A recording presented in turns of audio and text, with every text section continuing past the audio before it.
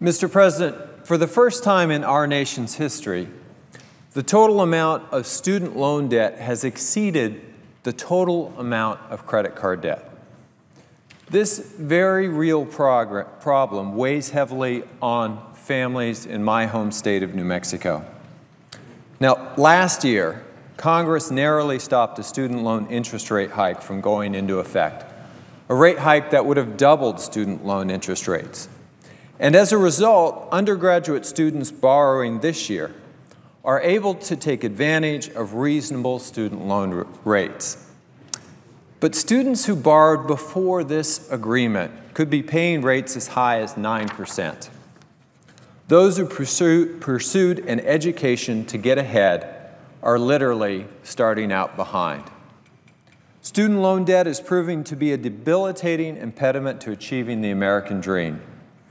Recently, I met a working mother in southern New Mexico who told me about her family's struggle to raise their children while paying her husband's student loans from a degree he had earned more than 2 decades ago. Another woman shared her story of going back to school to become a teacher. She's a single mom who wanted to make a better life for her and for her daughter.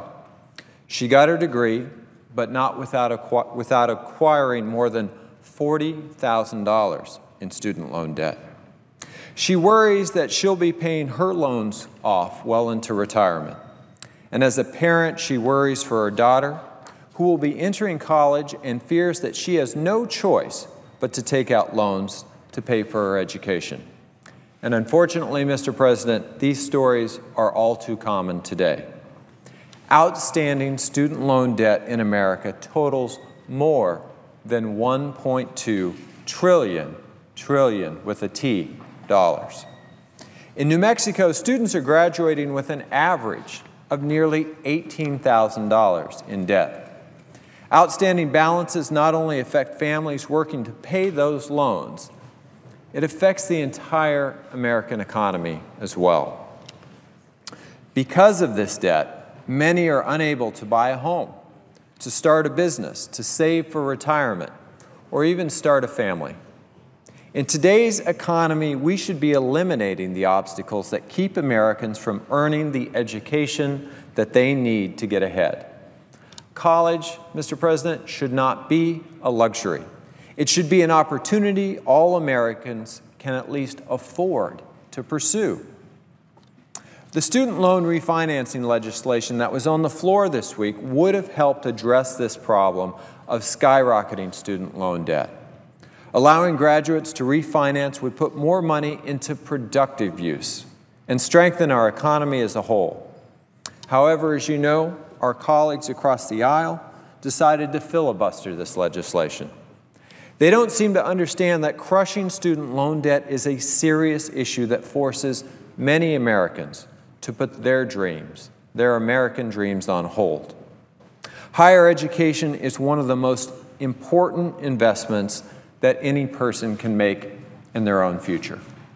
And from my perspective, making college affordable is an investment in America's future. Republicans should know this and even recently help to do something about it.